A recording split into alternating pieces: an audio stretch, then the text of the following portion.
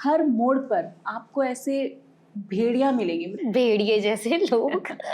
तो इस बारे में मैं आपको कुछ बताऊंगी नहीं सीमा, मैं कुछ सुनाऊंगी। मैं बात बताती हूँ उस युग की जहाँ एक रांझा एक हीर मिले। आज की पीढ़ी ने कुचल दिए वो ऐतिहासिक पन्ने हैं। रांझे की यहाँ हीर कई और लैला के कई मजनू हैं। Hello everyone, this is your host Seema Sharma and I welcome you all to the new episode of The Unmute Show, and this show is powered by Cornerstone Hriday Production. And I'm very excited today to introduce you a great personality here, Pragati Kathuria. And she's working as a personal development and fashion fitness coach. और उनकी philosophy बहुत simple है, आइए उनसे मिलते हैं। Hello ma'am. Hello Seema, how are you? I am good. अच्छा प्रगति जी, आप हमेशा सेल्फ लव के बारे में बात करते हैं, लेकिन आज का जो ये युग चल रहा है, कलयुग, ठीक है, तो यहाँ पे हर जगह पर, हर मोड़ पर आपको ऐसे भेड़िया मिलेंगे, मतलब भेड़िया रूपी इंसान मिलेंगे। तो आप कैसे कह सकते हैं कि हम एक नारी, एक स्त्री कैसे अपने आप को खुद से सेल्फ लव कर सकती है, कैसे बचा कर रख सकती है? अच्छा, आपने बहुत ही प्यारा सवाल पूछा है। भेड़िए जैसे लोग।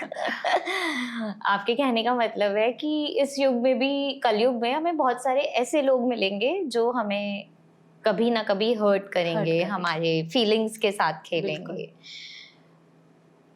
तो इस बारे में आप ये जानना चाहते हैं कि मेरी क्या राय है, तो मैं आपको कुछ बहुत ही प्यारी चीज़ आपको बताती हूँ। तो इस बारे में मैं आपको कुछ बताऊंगी नहीं सीमा, मैं कुछ सुनाऊंगी। बिल्कुल मैम, हम सुनने के लिए तैयार हैं। शायद आपको मेरी पंक्तियाँ समझ में आए और आपके दर्शकों को भी।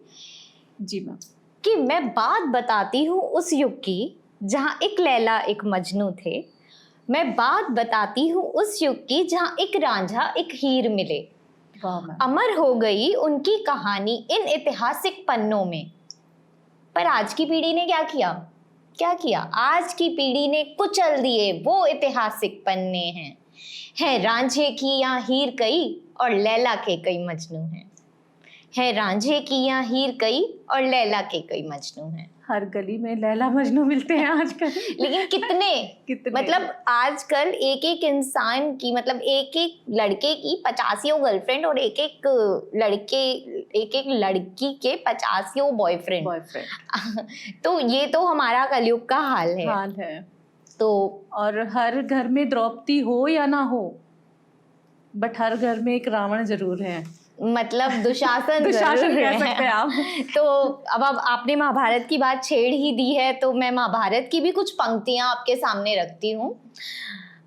तो महाभारत को तो सभी ने पढ़ा है, सबको पता है। जब द्रौपदी का चीरहरण हुआ, हाँ जी, तो श्री कृष्ण स्वयं द्रौपदी को बचाने के लिए आते हैं जी। दुशासन से द्रौपदी को स्वयं बचाने आते हैं। तो कलयुग में द्रौपदी का क्या हाल है? तो ऐसी ही कुछ पंक्तियां मैं आपको बताती हूँ। तो इस कलयुग की द्रौपदी रोती है और चिल्लाती है और अपने कान्हा को, अपने गोविंद को बुलाती है, पुकारती है और कहती है कि हे गोविंद तुम आ जाओ गीता का पाठ पढ़ाने को।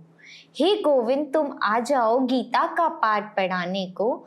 इस काले काले कलयुग में इस अबला की लाज बचाने को। इस काले काले कलयुग में इस अबला की लाज बचाने को। अब वो तो गोविंद हैं, कान्हा है, भगवान है, उन्हें तो आना ही होगा, चाहे किसी भी युग में उन्हें पुकारा जाए जी। तो गोविंद आते हैं और कहते हैं कि हे सखी यहाँ कौन अबला, हे सखी यहाँ कौन अबला और कौन पुरुष। यहाँ तो जज्बातों के चीर उतारे जाते हैं। यहाँ कौन अबला और कौन पुरुष, यहाँ जज्बातों के चीर उतारे जाते हैं। यहाँ शमशानों की सेजों पर जिंदा इंसान जलाए जाते हैं। यहाँ शमशानों की सेजों पर जिंदा इंसान जलाए जाते हैं। गोविंद फिर कहते हैं, तू आंख खोल और देख सखी, तू आंख खोल और देख सखी, यहाँ अर्जुन ही दुशासन है। तू आंख खोल और देख सखी, यहाँ अर्जुन ही दुशासन है। ये कलयुग वो कलयुग है जहाँ कदम कदम पर शकुनी है, जो स्वयं ही कौरव, स्वयं ही पांडव और स्वयं अधर्मी है। जो स्वयं ही कौरव, स्वयं ही पांडव और स्वयं अधर्मी है। बहुत ही सुंदर पंक्तियां आपने कही है यहाँ पे, और मैं एग्री करती हूँ कि यहाँ पे हर घर में आसपास जहाँ भी देखोगे आप दुशासन के रूप में कोई ना कोई जरूर आपको देखने को मिलेगा। तो और क्या कहा फिर कृष्ण जी ने उनसे? तो श्री कृष्ण जब द्रौपदी को ये समझाते हैं तो द्रौपदी थोड़ी निराश हो जाती है और कहती है इसका मतलब आप नहीं आओगे कान्हा, आप नहीं मेरी मदद करोगे, आप मेरी हेल्प नहीं करोगे। तो बहुत ही प्यारी पंक्तियों में मैं अपने इस आखिरी कुछ पंक्तियों में मैं अपनी इस कविता को पूर्ण विराम दूंगी। मैं लिख के आई हूँ वो पंक्तियां क्योंकि मुझे याद नहीं है, तो मैं आपको सुनाती हूँ। बिल्कुल बिल्कुल मैम, सुनाइए। श्री कृष्ण द्रौपदी को कहते हैं, हे सखी द्रौपदी बनो न तुम, हे सखी द्रौपदी बनो न तुम तो हो झांसी की रानी। इस कलयुग की औकात नहीं, इस कलयुग की औकात नहीं कि चीर तेरा ये हर लेगा। इस कलयुग की औकात नहीं कि चीर तेरा ये हर लेगा। ये काला है, बेचारा है, अंधकार का मारा है, नारी की शक्ति के आगे ये कलयुग भी तो हारा है। धन्यवाद। तो बस इतना ही है इस कविता में। इस कविता के माध्यम से, इस कविता के सार से मैं आप सबको बस यही समझाना चाहती हूँ कि आज की नारी 100 पर भारी। तो हम खुद लड़ सकते हैं, नारी स्वयं अपनी रक्षा कर सकती है। कृष्ण से यही समझाते हैं कि हे सखी मैं तेरे अंदर ही हूँ, तुझे मुझे बाहर ढूंढने की जरूरत नहीं है, मैं हूँ। बिल्कुल खुद स्ट्रॉन्ग बन, लड़, you are powerful and you can fight back your worries, your pains. बस इतना ही। यू डोंट हैव टू, मेरा आश्रय की जरूरत तुझे तब पड़ेगी ना जब तू अपने आप को बेचारी बोलेगी, जब तू बेचारी है ही नहीं। You are strong, fight for yourself and the word is with you. Yes ma'am, I totally agree with you कि अगर लड़की चाहे तो अपनी समस्याओं का खुद समाधान कर सकती है। उसमें इतनी पावर है, इतनी शक्तियां हैं कि वो किसी भी तरीके का जो भी प्रॉब्लम्स हैं वो उससे लड़ सकती है। तो हम थोड़ा सा मूव करते हैं आगे की ओर। Self respect. Okay, self respect हमारे लिए कितना इम्पोर्टेंट है मैम? मुझे लगता है कि सेल्फ रिस्पेक्ट बहुत इम्पोर्टेंट है। इस दुनिया में सबसे ज़्यादा ज़रूरी होता है कि हम अपनी इज्जत करें, और उससे भी ज़्यादा ज़रूरी है कि हम सबकी इज्जत करें, अपने से छोटों की इज्जत करें, अपने से बड़ों की इज्जत करें। अगर हम दूसरों की इज्जत करेंगे ना तो हमारी इज्जत हमारी नज़रों में ऑटोमेटिकली ऊपर हो जाती है। तो आप सबकी इज्जत करो, फिर अपनी इज्जत करो। यस मैम, सेल्फ रिस्पेक्ट बहुत इम्पॉर्टेंट होती है जैसा आपने अभी कहा, लेकिन हमारे दिमाग में ना 2 वर्ड्स आते हैं, ईगो, एटीट्यूड। तो आप ये बताइए कि सेल्फ रिस्पेक्ट और ईगो एटीट्यूड कैसे डिफरेंट हैं? क्योंकि बहुत सारे लोग होते हैं, हम भी होते हैं कि हम लोग इंटरमिक्स कर देते हैं। तो आप ये बताइए कैसे डिफरेंट है दोनों? ओके, ईगो और एटीट्यूड। या मेरे को ऐसा लगता है कि ईगो और एटीट्यूड रिश्तों में नहीं आना चाहिए। मैं हमेशा अपने दोस्तों को, अपने लव वंस को ये बात कहती हूँ कि जहाँ ईगो आ जाता है ना बीच में, वहाँ पर फिर रिश्तों की कदर नहीं होती। आजकल के बच्चे, ये न्यू जनरेशन क्या खेलते रहते हैं, घोस्टिंग कुछ ऐसा। तो एकदम ऐसा कुछ कि पहले बात करेंगे फिर बात करना बंद कर देंगे। मेरे पास आते हैं बच्चे, कहते हैं कि मैम उसने भी मेरे से बात नहीं करी, मैं क्यों उससे बात करूं। तो मैं सबको सिर्फ एक ही एडवाइस देती हूँ, तो जहाँ ईगो आ गया रिश्ते में, वहाँ रिश्ता नहीं है, वहाँ रिश्ता खत्म। फिर हम बस गेम ही खेल रहे हैं।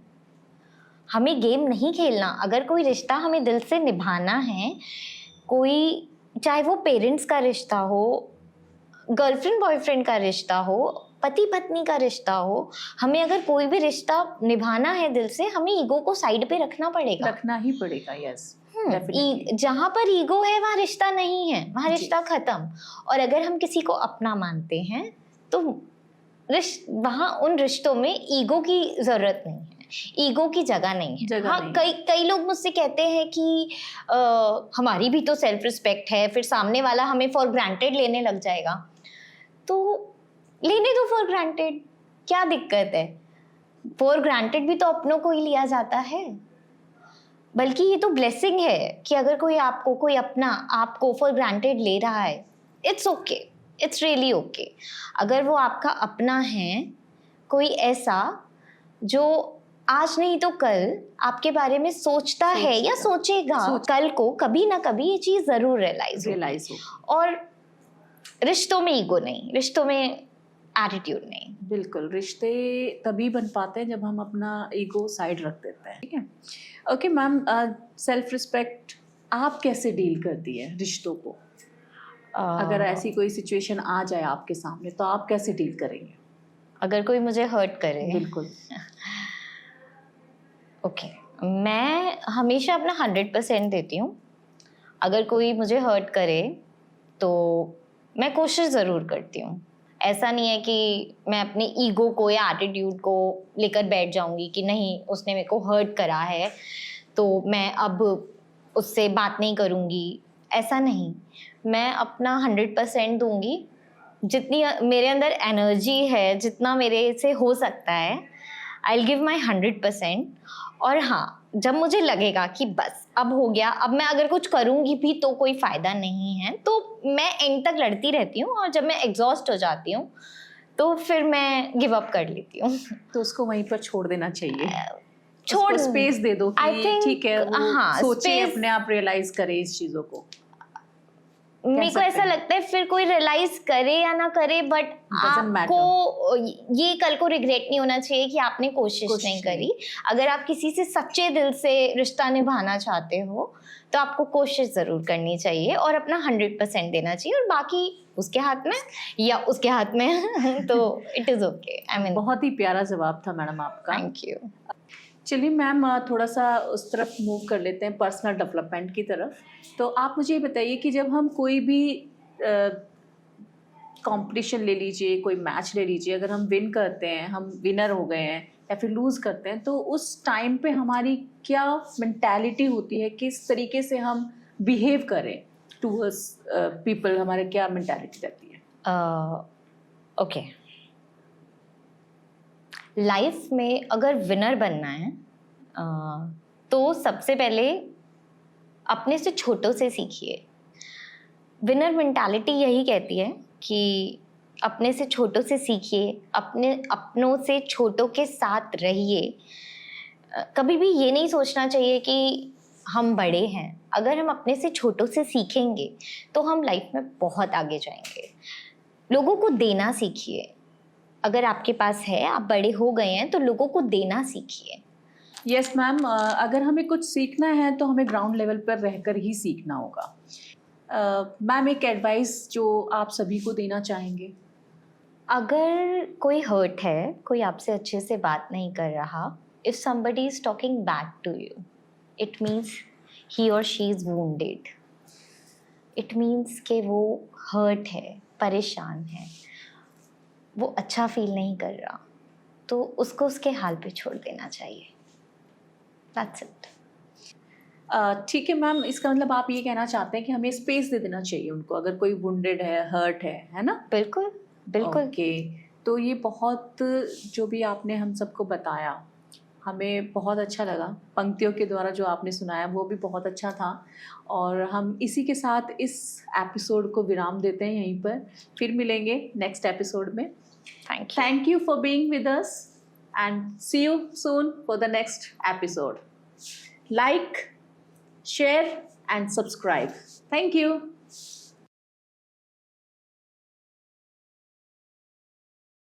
बीच में ही रोक देना, फिर मुझे कंप्लीट मत करने देना। हाँ, बीच में ही रोक दूंगी और कैमरा चलते रहने देना। क्या स्टार्टिंग ये बोलूं बस? हाँ, लाइक मैम रुको उन्हें भी बुलाओ, ऐसे बोलूंगी। ठीक कुछ भी कर लेना। And guys, like, share. रुको उनको भी बुला लेते हैं ना, सब साथ में करेंगे। आ जाओ guys, come. Podcast, like, share and subscribe. Thank you. Pack up. Pack up.